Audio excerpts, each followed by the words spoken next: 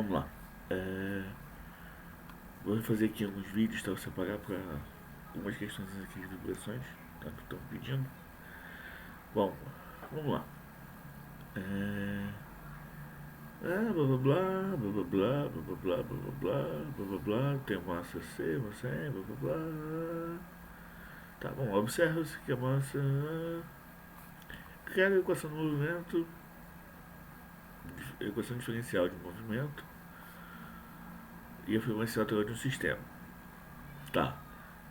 Ele fala que o sistema tem massa M, tá? Ele tem uma mola K, provavelmente, um amortecimento C, tá aqui um K, tá? E ele fala que tem uma força de desbalanceamento rotativo. Desbalanceamento rotativo. Então é o velho problema de um. Você tem aqui, por exemplo, um eixo e uma massinha aqui girando com uma dada velocidade angular ômega. Bom, qual é a equação geral desse problema, né? Então é m x dois pontos mais c x ponto mais kx igual a m, nesse caso aqui ele falou que m0h ômega ao quadrado seno de ômega t. Bom, a gente sabe que m igual a 10, então a gente tem um 10 x dois pontos mais um cx ponto, que ele não fala aqui, quem é seno mínimo não apareceu para mim, mais 120x igual M0H, ele fala que é 0,01.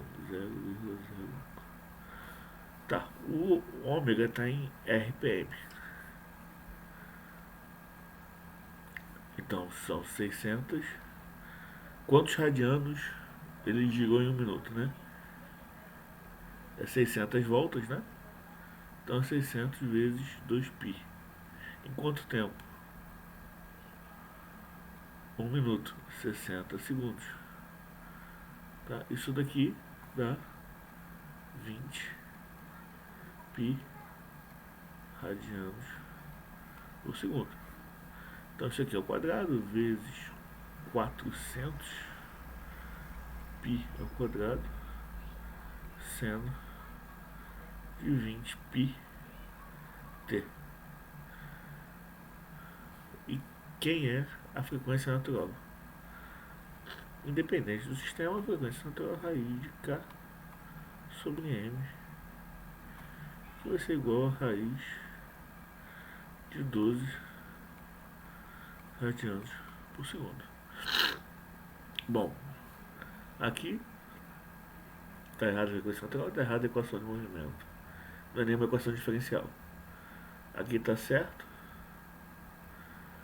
mas ele não. Aqui a massa está no lugar errado. Aqui está errado. Aqui o coeficiente está errado. E aqui está errado também.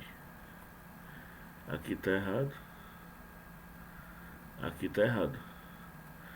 Bom, só sobre essa, a gente descobre que aqui o nosso C é 50, mas tanto faz, tá? É essa opção aqui. Só pela equação diferencial você já matava, certo?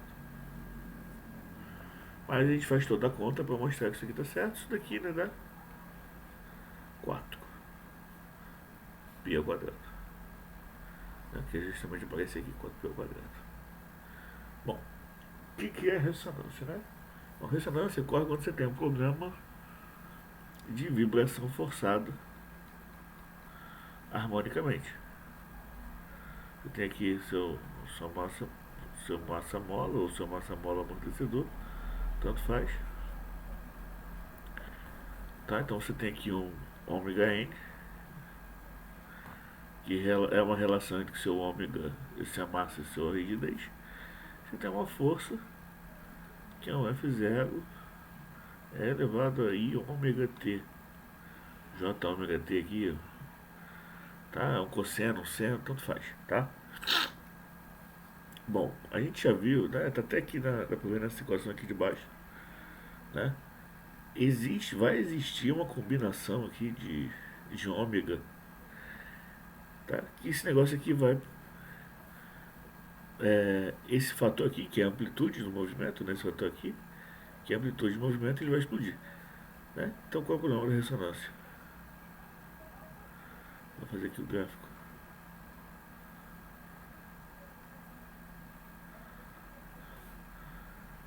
Aqui vamos fazer chamar aqui a razão, que é ômega, frequência da excitação, frequência natural.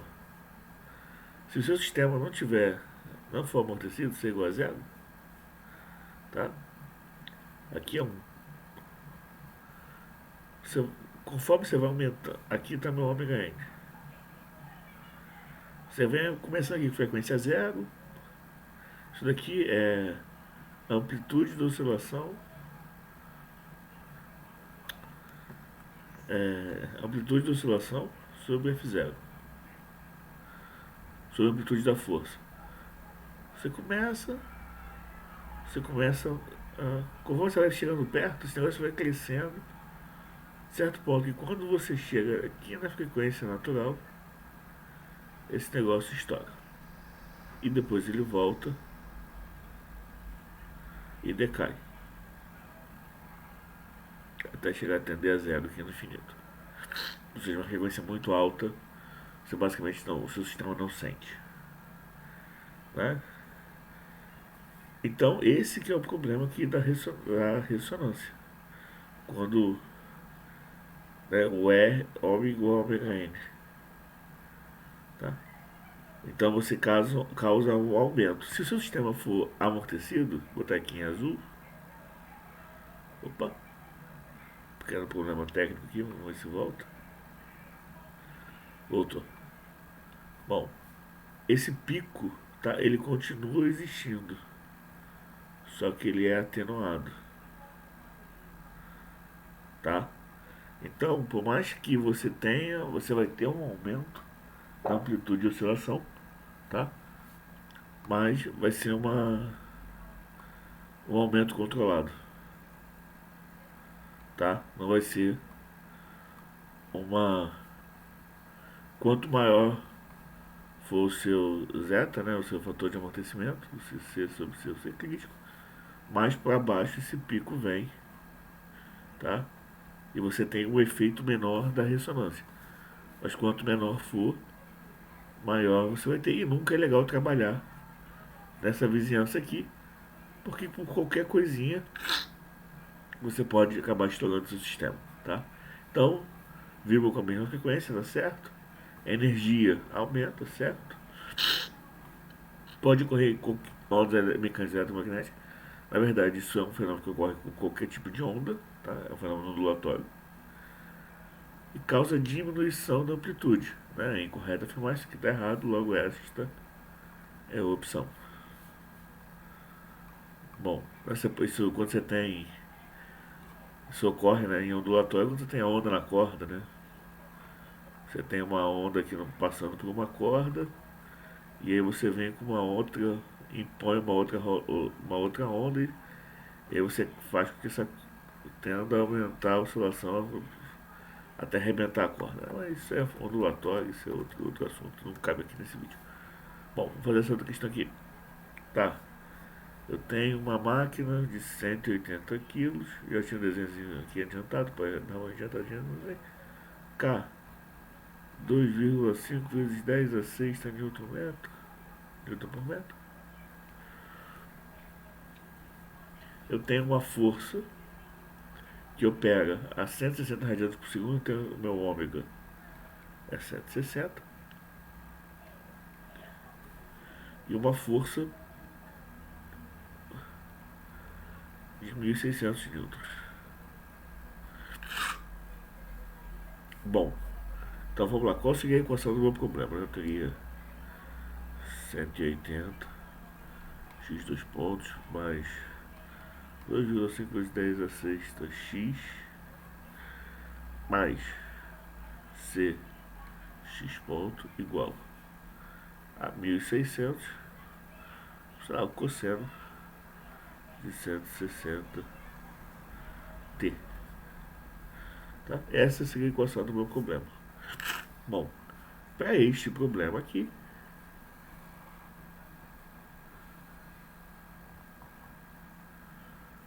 você fica bonitinho. A solução permanente, tá? Obviamente, dada a dinâmica do sistema, ele vai ter um regime transitório ali, uma solução homogênea, né? Mas a solução que interessa para a gente é a solução em regime permanente, tá? Que vai ser ditada pelo termo forçante, tá? Que é essa aqui, x permanente, tá? Isso não é a solução completa, mas é a solução permanente. E ele fala que isso aqui tem uma amplitude, tá? De 0,9. 0,9 milímetros, né? Então é 9 vezes 10 a menos 4. Tá? Então, é basicamente igual a isso aqui, tá? Então, deixa eu botar aqui em cima, que a conta é grande. 9 vezes 10 elevado a menos 4 igual a 1.600 divididos por raiz aqui de cá, vou deixar cá porque é 2,5 vezes 10 a sexta menos 180 vezes 160 ao quadrado mais c ao quadrado ômega ao quadrado. Tá, isso aqui tudo, né? Dentro da raiz. Bom, agora é só fazer conta, tá? Que ômega ao quadrado ali a gente sabe que é 160 ao quadrado, né? Então vamos lá. Passa esse cara pra cá, joga esse cara dividindo pra cá. Então eu tenho que i eleva ao quadrado, né? Então eu tenho que vamos adiantando aqui as contas, né? Vamos deixando aqui, depois a gente faz a conta no final. Deixa eu contar isso, eu vou abrindo o MATLAB aqui. Eu tenho que 2,5 vezes 10 a sexta menos 180 vezes 160 ao quadrado. Aqui o quadrado, aqui, ômega ao quadrado, o quadrado, mais C2 vezes 160 ao quadrado é igual a 1.600 ao quadrado divididos por 9 vezes 10 a menos 4 ao quadrado. Bom, é isso. Logo C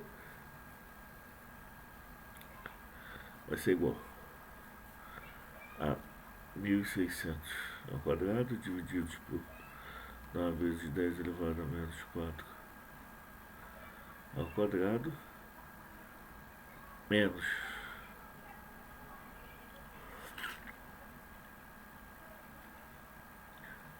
2,5 vezes 10 elevado a sexta menos 180 vezes 160 ao quadrado, isso tudo aqui tira a raiz vezes 1 sobre 160, né? Na verdade, passei esse cara para cá, subtraindo, dividir por 160, vai tirar a raiz e dividir por 160. Bom, essa é a conta, né, do C. Deixa eu botar essa aqui, outra questão aqui para baixo.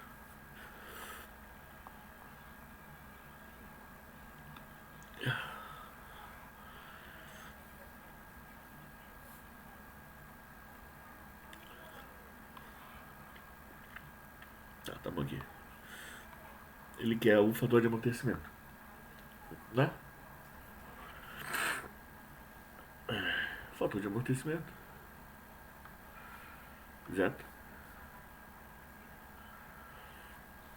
é C sobre C crítico, que é C sobre 2m ômega n, que é C sobre 2 raiz de km.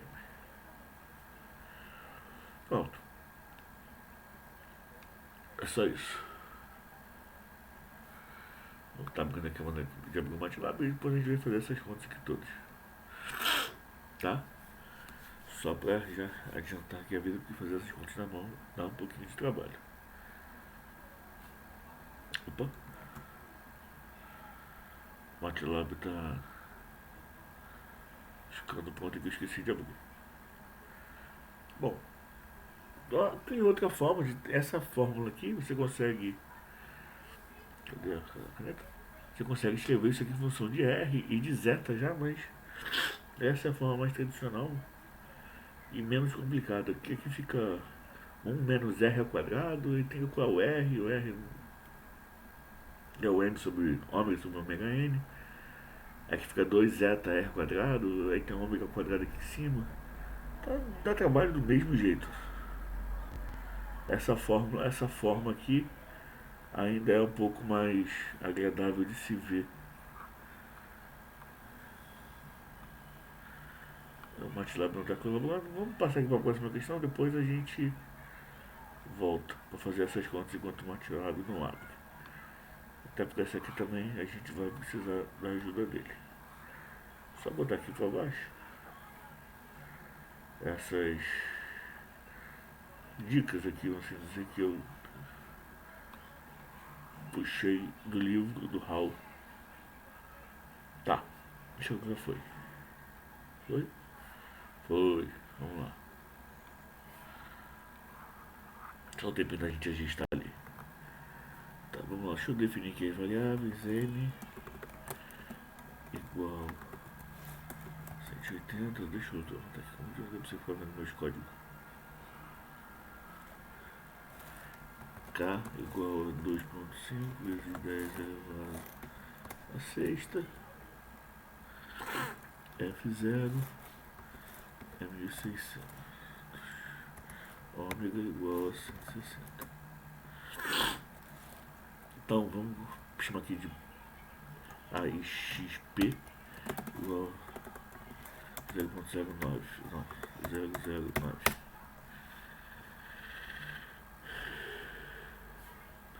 Vamos chamar aqui de P1, essa parêntese aqui, que vai ser K menos M vezes ômega ao quadrado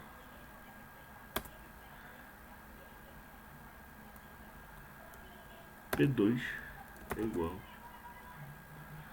vou chamar aqui de F0 sobre XP. Então na verdade eu tenho P2 ao quadrado menos P1 raiz quadrada, né? Então C igual a raiz quadrada de P2 ao quadrado menos P1 dividido por 160. Opa!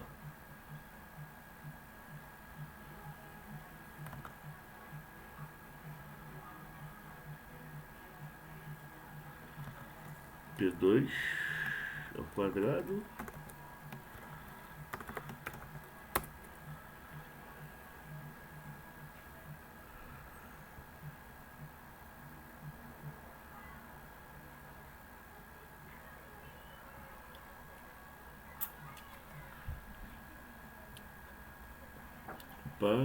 pá.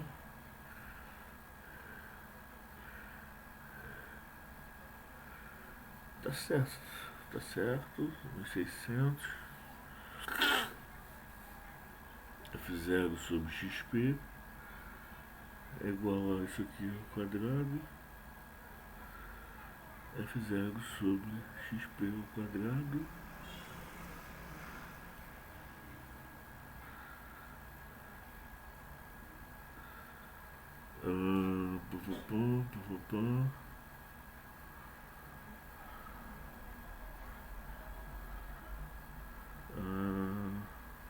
Ih, não, tá, calma aí. Deixa eu botar aqui a valor absoluto aqui.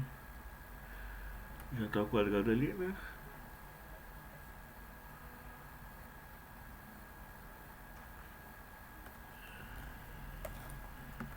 Vou dar uma coisinha aqui que aí vai ficar bonito, quer ver?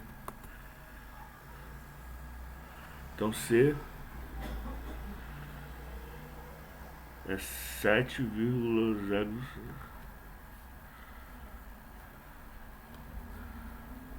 C é 7,07 vezes 10 ao cubo Newton segundo por metro. Logo zeta é igual a C divididos por 2 divididos por raiz quadrada de K vezes M. É 0,16. Esse é o fator de amortecimento. Pronto. Questão que só dá conta, só dá trabalho só. Vamos lá. Passando para a próxima questão, finalmente. Resposta livre do sistema amortecido. Então tem resposta livre, então o lado direito igual a zero. Sistema amortecido, então tem nx dois pontos mais kx 6x ponto igual a zero. Tá. Quem é a solução? Tá, eu te falo aqui que a massa igual a 2 K é 1500 Newton por metro. Tá.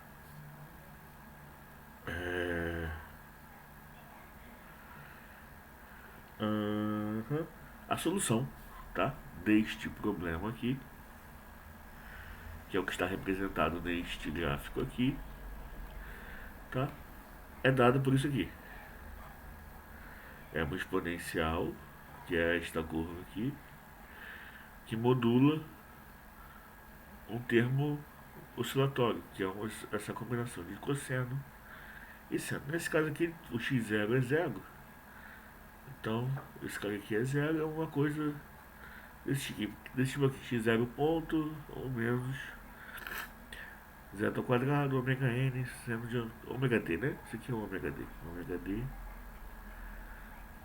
Ômega d, t. Tá. Bom, qual é a grande questão? Os picos, tá, sempre pertencem à exponencial. Então eu posso falar que x de t1 é elevado a menos zeta ômega n t1. E x de t2 é elevado a menos zeta ômega n t2. Tá? Bom, a gente não sabe quem são T1 e T2, né? Então, nesse caso aqui, não adianta muito usar essa fórmula, tá? Mas, geralmente, quando tem questão de criar o gráfico e tudo mais, tentar para saber quem é T1 e quem é T2, tá? Daria para calcular isso aqui a partir do ômega D, do ômega N. Você conseguiria recuperar isso, tá?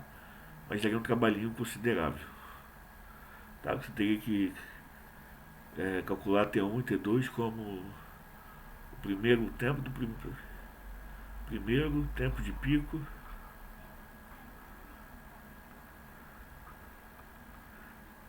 e o segundo tempo de pico. No caso, terceira derivada nula. E aqui seria a primeira derivada nula. Isso daria um trabalhinho, você teria que derivar essa equação aqui, né? E aí você achar uma relação de T1 em função do fator de amortecimento. E aí depois você aplica aqui. Mas, tá? A gente pode. Existe uma variável, né, um parâmetro chamado decremento logarítmico, que é justamente esse logaritmo entre os dois primeiros picos. Mas você pode definir, na verdade, entre qualquer picos consecutivos, ou não consecutivos também dá para definir, tá? Mas geralmente é entre o primeiro e o segundo pico. E ele é dado por isso aqui, e aí você vai trabalhando com as definições, você chega nisso aqui. Se zeta for pequeno, você consegue chegar nisso aqui, tá? Que parece ser o nosso caso, né? Então, pelos dados que ele deu, tá? Você provavelmente vai usar isso aqui. Até porque ele não deu o amortecimento, né? Aqui, aí você pode usar essa fórmula aqui, na verdade que é o ideal, tá? Essa aqui é uma simplificação dessa fórmula aqui, tá? Da inversão dessa fórmula, tá? Mas vamos usar essa aqui. Quem é delta? É logaritmo neperiano de x1 sobre x2. x1, amplitude de deslocamento aqui é 9 e aqui é 1. Então ln de 9. ln de 9. Vamos calcular quem é esse cara. Cadê? Tá, ln de 9, né? Vou chamar aqui de delta igual a ln de 9. Tá, 2,1972. Tá bom. Guarda esse número no bolso. Igual a 2,1972. Guarda no bolso. Tá. Eu tenho aqui delta é igual a 2π. Rapaz. Volta. Vamos lá, vamos voltar.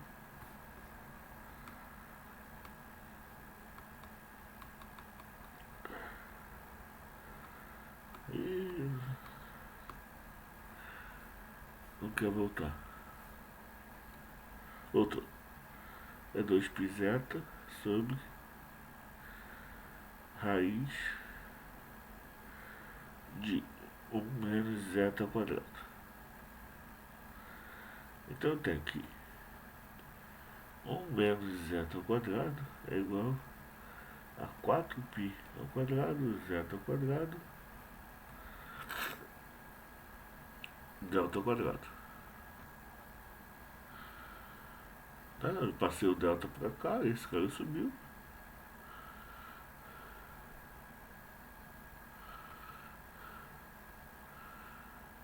Então, qual é o jeito mais esperto de resolver isso aqui? Tá, vamos jogar isso aqui pra baixo, que vai ficar pra baixo. Tá, eu tenho que passo o zeta dividindo pra cá. Tá, eu tenho que 1 sobre zeta ao quadrado menos 1 é igual a 4π ao quadrado sobre delta ao quadrado. Logo, 1 sobre zeta ao quadrado é igual a... Vai dar exatamente essa fórmula aqui, tá? Vocês vão ver que vai dar exatamente essa fórmula aqui. 4π ao quadrado mais 1 sobre delta ao quadrado, logo zeta é delta sobre raiz de 4π2 mais delta 2. Tá? É isso aqui. Bom, então vou fazer a conta. Essa vamos ter que dar igual, né? É delta, zeta, ó, delta dividido por raiz quadrada de 4 vezes π ao quadrado, opa, mais delta ao quadrado, e dá 0,3301. 0,3301. Na verdade, isso aqui, essa aproximação aqui que só vale se zero for muito menor do que 1. Tá, vamos ver se vale, né? Delta sobre 2 sobre π. Ó, aqui é 0,34. E aqui deu 0,33, né? Então usando zeta igual a delta sobre 2π, isso aqui dava 0,34. Sendo que na verdade dá 0,33, né? Fazendo aqui o erro, né? 0,01 dividido por 0,3301 dá um erro de 3%. 3% de erro não chega a ser uma aproximação grosseira, né? É uma aproximação até que, diria eu, até que válida. Bom, por esse vídeo aqui tá bom. Depois no próximo vídeo eu faço mais questões.